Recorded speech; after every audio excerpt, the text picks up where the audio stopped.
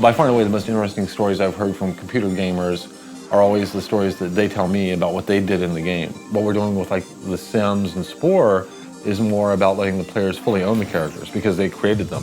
You start as a little cellular organism. A blob with eyeballs stuck on it, whose only need in the universe is to eat, and eating makes him grow. The challenge is to evolve, and you create your species at every stage of its evolution. Once you crawl out of that environment onto land is where Creature Game picks up. Now you're in an entirely 3D space. You have this amazing editor, basically allowing you to make anything you want. Depending on what you make, you can be faster or slower, you can be carnivorous, omnivorous, a very social creature or a very aggressive creature. Once you've succeeded evolving, you move to a tribal stage. In Tribe, you stop controlling an individual creature and start dealing with the creature as a social group. You can recruit and socialize with other tribes or attack them. As you explore further and further away from your starting nest, you find more and more difficult creatures or more elaborate creatures to fight. Ultimately, you're trying to kind of become the most successful tribe, growing your population to the extent that it takes on a culture. Lots of the games let you destroy.